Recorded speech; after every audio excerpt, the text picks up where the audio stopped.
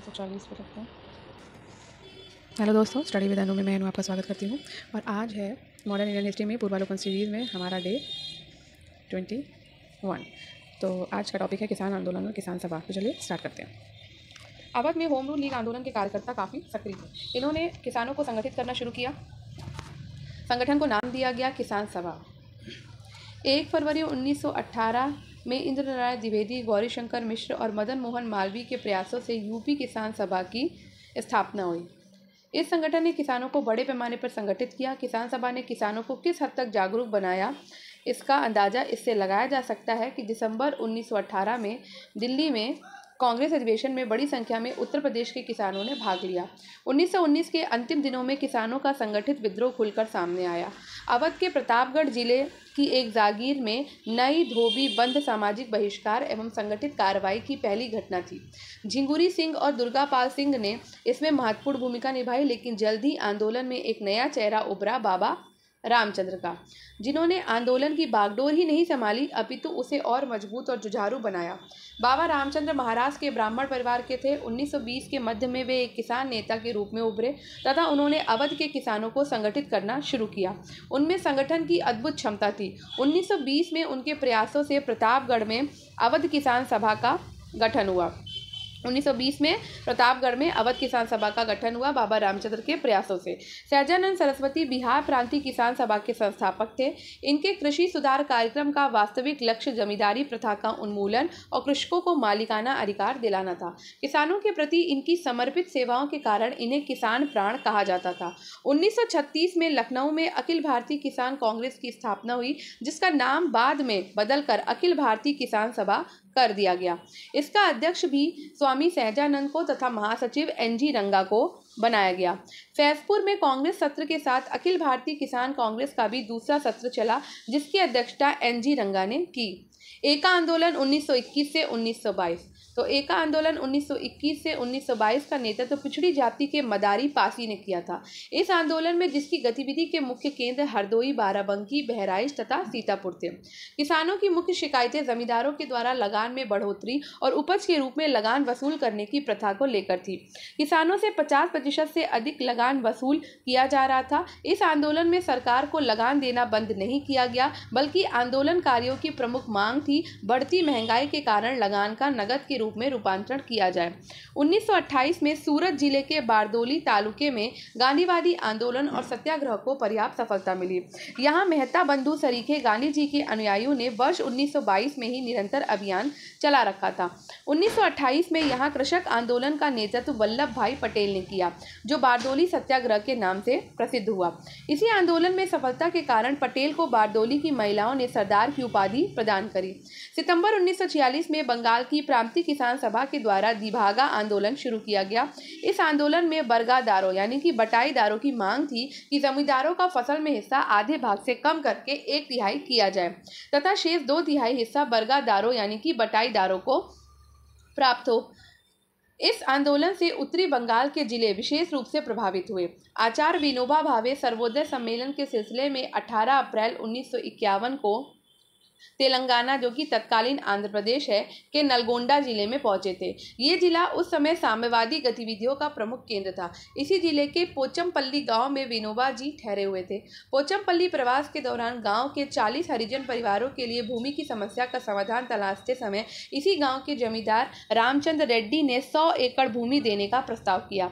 ये स्वतः स्फूर्ति प्रस्ताव ही भूदान आंदोलन की उत्पत्ति का स्रोत बना। अक्टूबर 1951 से 1957 तक विनोबा जी ने पूरे भारत में 50 मिलियन एकड़ भूमि, कितनी 50 मिलियन एकड़ भूमि भूमिहीनों के लिए प्राप्त करने के उद्देश्य से भूदान आंदोलन का नेतृत्व किया, जबकि लगभग 50 लाख एकड़ भूमि प्राप्त हुई थी।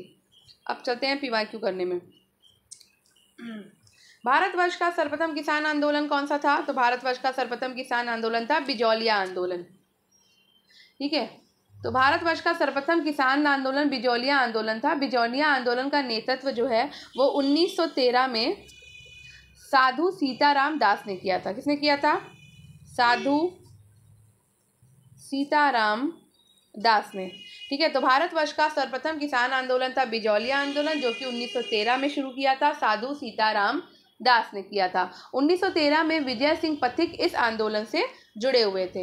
नेक्स्ट, निम्न में से कौन फरवरी 1918 में स्थापित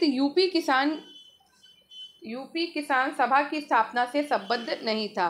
तो यहाँ पे दिया है पंडित जवाहरलाल नेहरू संबद्ध नहीं थे। तो 1918 में स्थापित यूपी किसान सभा की स्थापना से इंद्रनारायण द्विवेदी संबद्ध थे, गौरीशंकर मिश्र और मदन मोहन मालवीय। तो अवध में होम रूल लीग आंदोलन के कार्यकर्ता काफ़ी सक्रिय थे। इन्होंने किसानों को संगठित करना शुरू किया। संगठन को नाम दिया गया किसान सभा। फरवरी 1918 में इंद्र नारायण द्विवेदी, गौरी शंकर मिश्र और मदन मोहन मालवीय के प्रयासों से यूपी किसान सभा की स्थापना हुई। किसकी हुई? यूपी किसान सभा की स्थापना फरवरी 1918 में हुई, इन तीनों के प्रयासों से। नेक्स्ट, नई धोबी बंद सामाजिक बायकॉट का एक स्वरूप था जो 1919 में किसानों के द्वारा प्रतापगढ़ जिले में चलाया गया था। ठीक है, तो 1919 के अंतिम दिनों में किसानों का संगठित विद्रोह खुलकर सामने आया। अवध के प्रतापगढ़ जिले की एक जागीर में नाई धोबी बंद सामाजिक बहिष्कार एवं संगठित कार्रवाई की पहली घटना थी। झिंगुरी सिंह और दुर्गपाल ने इसमें महत्वपूर्ण भूमिका निभाई। किसने निभाई? झिंगुरी सिंह और दुर्गपाल ने इसमें महत्वपूर्ण भूमिका निभाई। लेकिन जल्द ही आंदोलन में एक नया चेहरा उभरा, और वो नया चेहरा कौन सा था? तो वो नया चेहरा था बाबा रामचंद्र का। ठीक है, बाबा रामचंद्र का, जिन्होंने आंदोलन की बागडोर ही नहीं संभाली अपितु उसे और मजबूत और जुझारू बनाया। बाबा रामचंद्र महाराज के ब्राह्मण परिवार के थे। 1920 के मध्य में एक किसान नेता के रूप में उभरे तथा उन्होंने अवध के किसानों को संगठित करना शुरू किया। उनमें संगठन की अद्भुत क्षमता थी। 1920 में इनके प्रयासों से प्रतापगढ़ में अवध किसान सभा का गठन हुआ। ठीक है, तो प्रतापगढ़ में अवध किसान सभा का गठन किसने किया है? तो वो किया है बाबा रामचंद्र ने। कब किया? तो 1920 में किया। ठीक है, नेक्स्ट,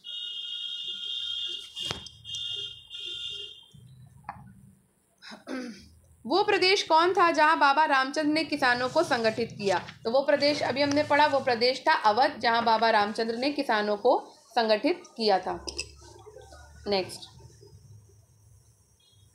1930 के दशक में देश के विभिन्न भागों के भिन्न भिन्न नेताओं के द्वारा किसान आंदोलन चलाए गए थे।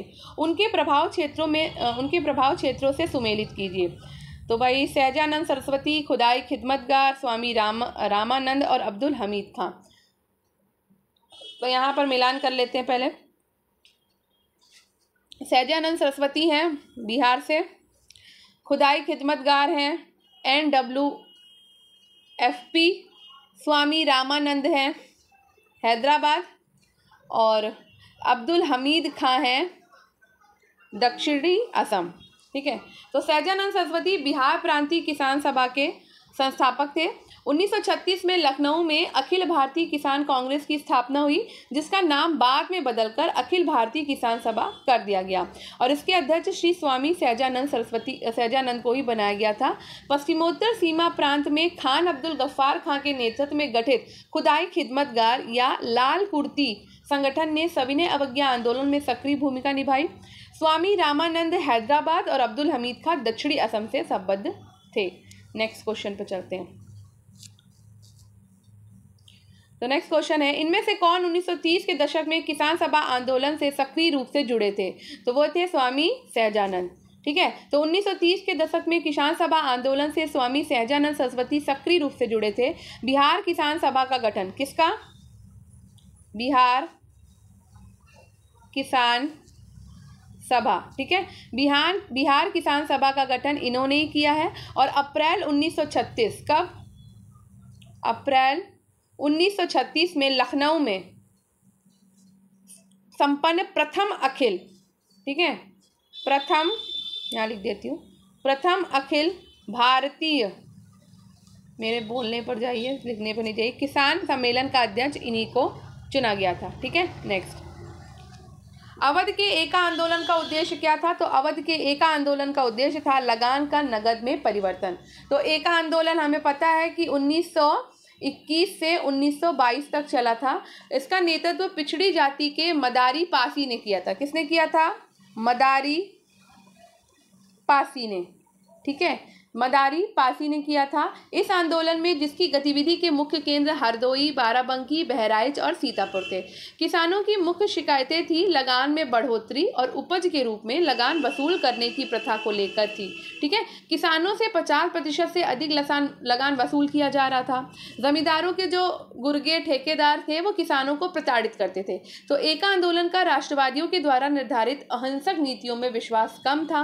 फलस्वरूप राष्ट्रवादी नेता आंदोलन से अलग थलग पड़ गए और आंदोलन में दूसरी राह पकड़ ली। इस आंदोलन में सरकार को लगान देना बंद नहीं किया गया, बल्कि आंदोलनकारियों की प्रमुख मांग थी बढ़ती महंगाई के कारण लगान का नगद में रूपांतरण किया जाए। तो ये था एक आंदोलन। ठीक है, नेक्स्ट, बिहार प्रांतीय किसान सभा का गठन किसने किया है? तो बिहार प्रांतीय किसान सभा का गठन किया है स्वामी सहजानंद सरस्वती ने। हम ये पढ़ चुके हैं। ठीक है, तो बिहार में किसान आंदोलन की शुरुआत स्वामी सहजानंद सरस्वती के नेतृत्व में हुई।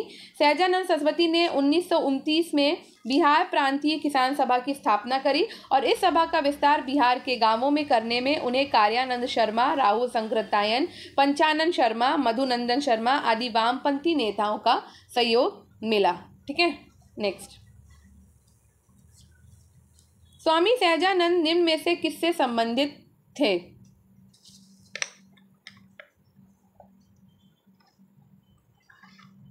तो स्वामी सहजानंद जो थे वो बिहार के किसान आंदोलन से संबंधित थे।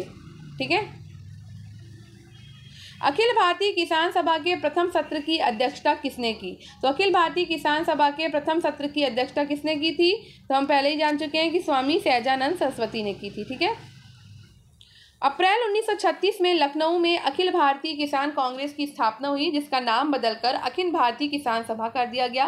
बिहार प्रांतीय किसान सभा के संस्थापक स्वामी सहजानंद सरस्वती इसके अध्यक्ष और आंध्र में किसान आंदोलन के अगुआ तथा कृषि क्षेत्र की समस्याओं के विद्वान NG रंगा इसके महासचिव चुने गए। फैजपुर में कांग्रेस सत्र के साथ अखिल भारतीय किसान कांग्रेस का भी दूसरा सत्र चला, जिसकी अध्यक्षता NG रंगा ने की थी। 1936 में लखनऊ में अखिल भारतीय किसान सभा का प्रथम अध्यक्ष किसे चुना गया?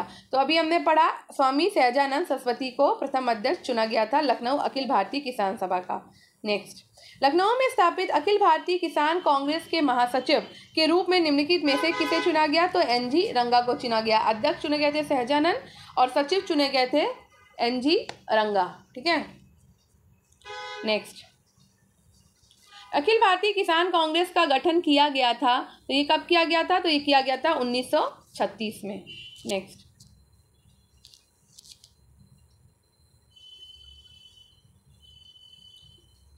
वो कौन जगह थी जहां अखिल भारतीय किसान सभा का पहला अधिवेशन हुआ था?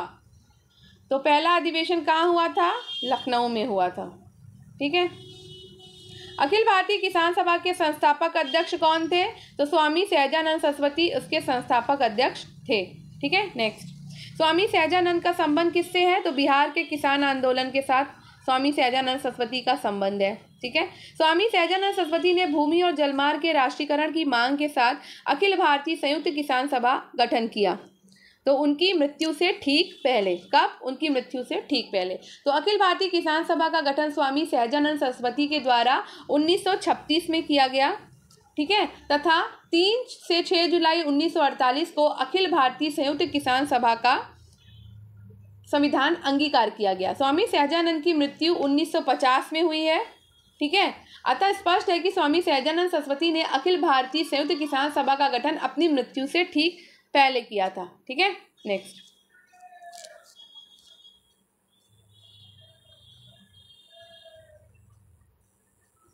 निम्नलिखित में से किस एक कांग्रेसी नेता ने प्रथम अखिल भारतीय किसान सभा में भाग लिया? तो वो थे जवाहरलाल नेहरू। कौन थे? जवाहरलाल नेहरू। अखिल भारतीय किसान सभा 1936 को जवाहरलाल नेहरू ने भी संबोधित किया था। इसी अधिवेशन में स्वामी सहजानंद सरस्वती को इस सभा का अध्यक्ष और NG रंगा को महासचिव चुना गया। इनमें से बिहार में किसान आंदोलन के साथ जुड़े थे, तो बिहार में किसान आंदोलन के साथ जुड़े थे डॉक्टर राजेंद्र प्रसाद।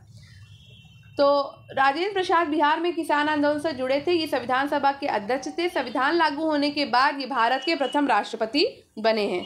ठीक है, तो अब हमें यहाँ पे सूची का मिलान करना है, तो चलिए मिलान कर लेते हैं। तो पहला है बारदोली सत्याग्रह। तो बारदोली सत्याग्रह भारतीय किसान संस्थान है, बंगाल प्रजा पार्टी है और बाकास्ट संघर्ष है। ठीक है, तो बारदोली सत्याग्रह से आपके जुड़े हुए हैं सरदार वल्लभ भाई पटेल, सभी को पता है। ठीक, भारतीय किसान संस्थान से जुड़े हुए हैं आपके अंजी रंगा। ठीक है, बंगाल पंजाब पार्टी से जुड़े हैं फजलुल हक और बाकाश संघर्ष से जुड़े हैं स्वामी श्रद्धानंद सरस्वती। ठीक, तो 1928 में सूरत जिले के बारदोली तालुके में गांधीवादी आंदोलन और सत्याग्रह को पर्याप्त सफलता मिली। यहाँ मेहता बंधु सरीखे गांधी जी के अनुयायियों ने 1922 से ही निरंतर अभियान चला रखा था। 1928 में यहाँ कृषक आंदोलन का नेतृत्व वल्लभ भाई पटेल ने किया था, जो बारदोली सत्याग्रह के नाम से प्रसिद्ध हुआ। ठीक है, इसी आंदोलन में सफलता के कारण पटेल को बारदोली की महिलाओं ने सरदार की उपाधि प्रदान करी।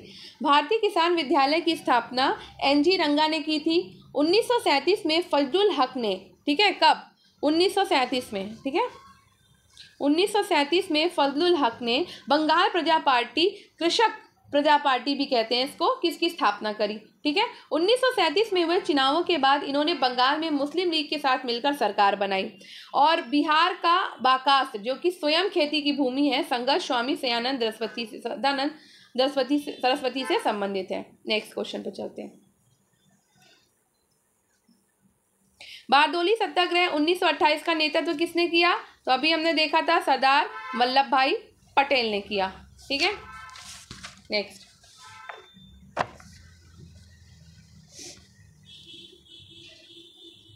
निम्न में से किस आंदोलन में सरदार वल्लभ भाई पटेल ने मुख्य भूमिका निभाई है? तो सरदार वल्लभ भाई पटेल ने बारदोली सत्याग्रह में अपनी मुख्य भूमिका निभाई है।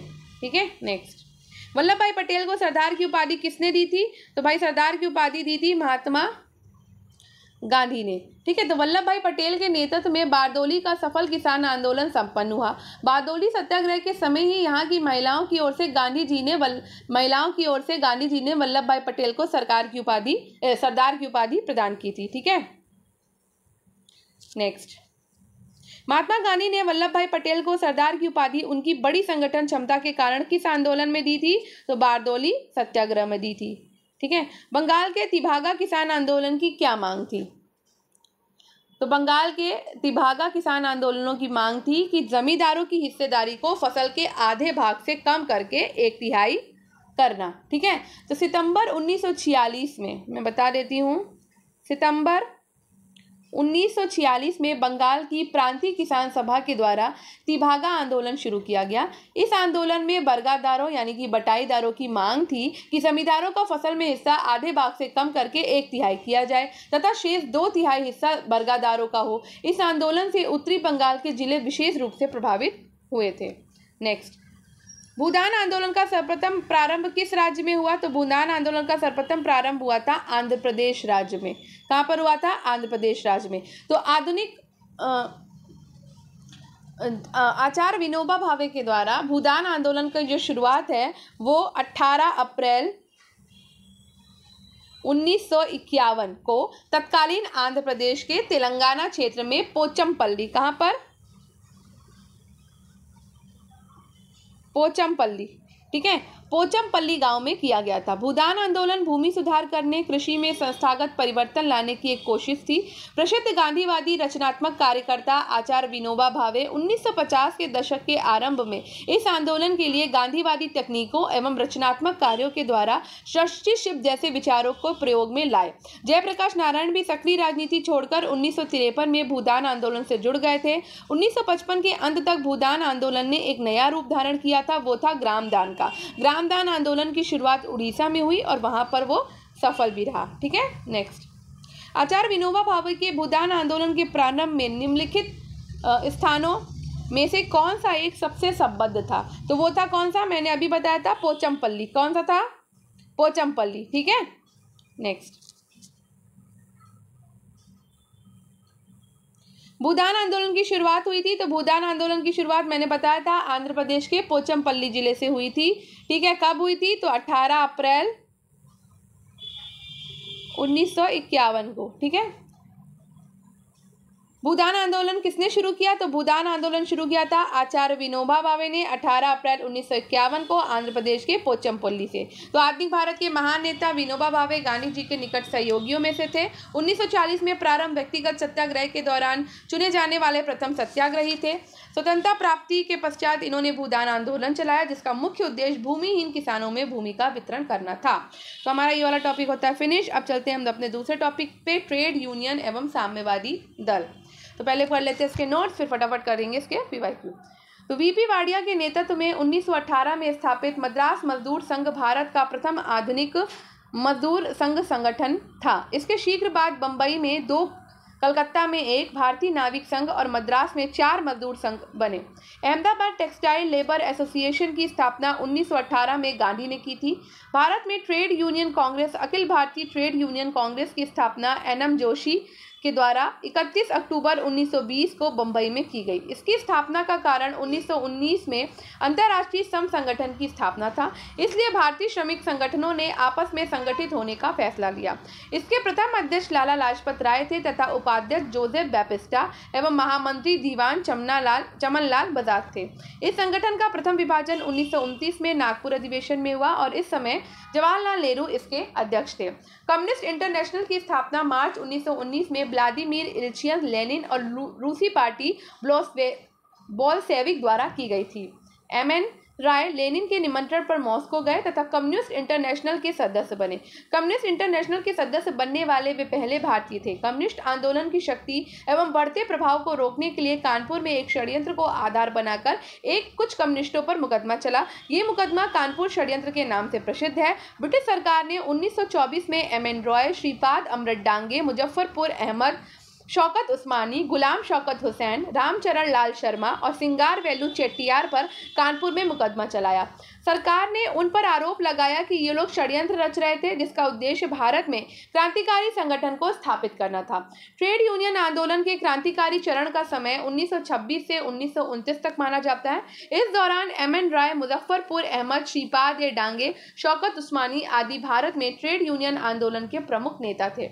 1940 में रेडिकल डेमोक्रेटिक दल की स्थापना एमएन रॉय ने की थी। सोमेंद्र नाथ टैगोर ने 1934 में revolutionary community party of India क्रांतिकारी साम्यवादी दल की स्थापना की थी। तो यहाँ पर हमारा फास्ट फॉरवर्ड में नोट्स होता है फिनिश। और अब हम चलते हैं अपने पीवाईक्यू करने में।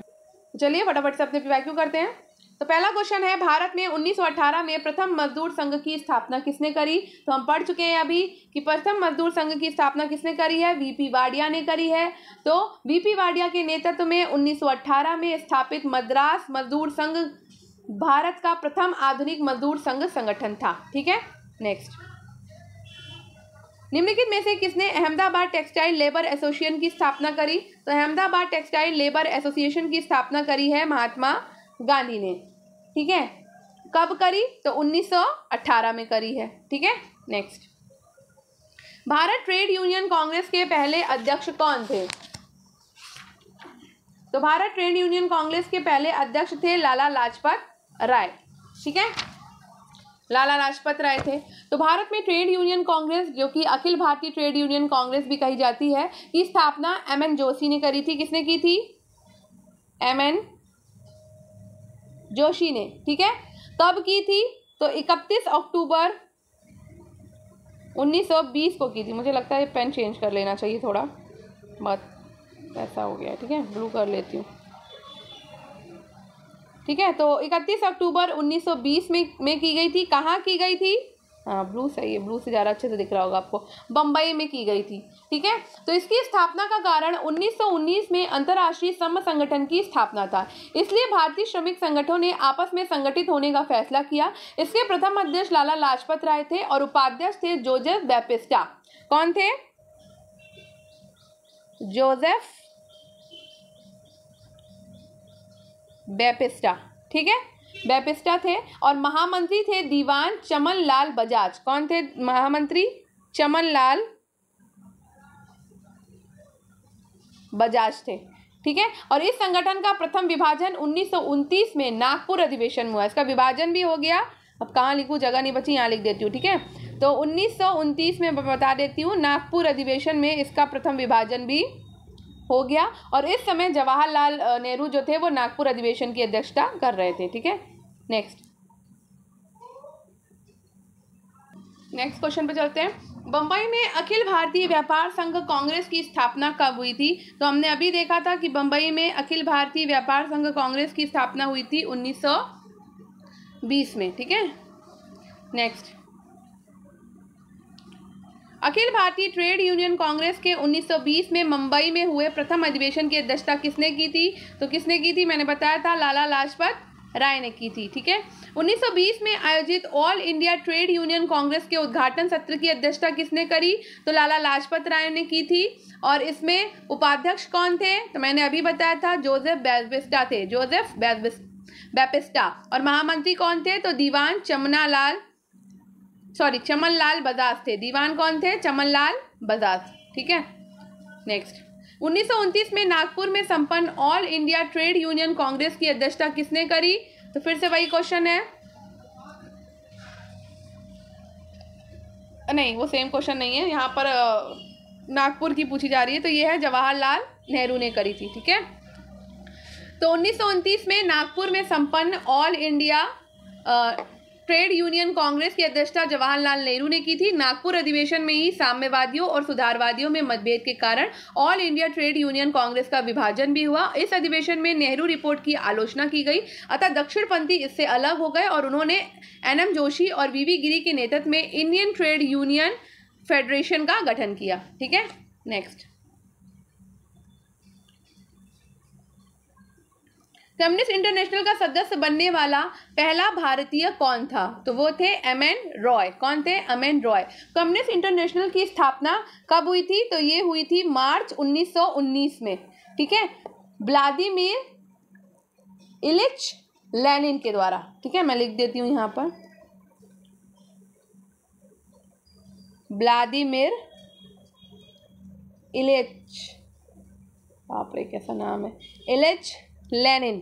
ठीक है, इलिच लेनिन और रूसी पार्टी बोल्शेविक के द्वारा की गई थी। ठीक है, रूसी पार्टी बोल्शेविक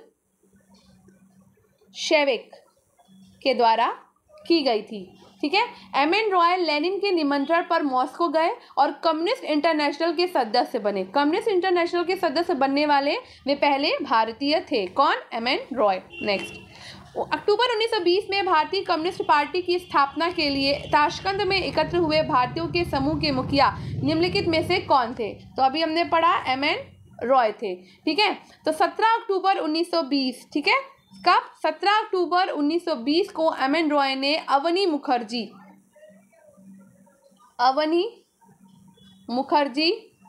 मोहम्मद अली और मोहम्मद शफीक के साथ मिलकर ताशकंद में भारतीय कम्युनिस्ट पार्टी की स्थापना करी थी। ठीक है, नेक्स्ट कानपुर षड्यंत्र मुकदमा किस आंदोलन के नेताओं के विरुद्ध था? तो कानपुर षड्यंत्र मुकदमा जो था वो साम्यवादी आंदोलन के नेताओं के विरुद्ध था। तो कम्युनिस्ट आंदोलन की शक्ति और बढ़ते प्रभाव को रोकने के लिए कानपुर में एक षड्यंत्र को आधार बनाकर कुछ कम्युनिस्टों पर मुकदमा चला और ये मुकदमा कानपुर षड्यंत्र के नाम से प्रसिद्ध है। ब्रिटिश सरकार ने 1924 में एमएन रॉय, श्रीपाद अमृत डांगे, मुजफ्फर अहमद, शौकत उस्मानी, गुलाम शौकत हुसैन, रामचरण लाल शर्मा और सिंगार वेलू चेट्टियार पर कानपुर में मुकदमा चलाया। सरकार ने उन पर आरोप लगाया कि ये लोग एक षड्यंत्र रच रहे थे जिसका उद्देश्य भारत में क्रांतिकारी संगठन को स्थापित करना था। पेशावर षड्यंत्र तथा मेरठ षड्यंत्र मुकदमा भी साम्यवादी आंदोलन के नेताओं के विरुद्ध था। ठीक है, नेक्स्ट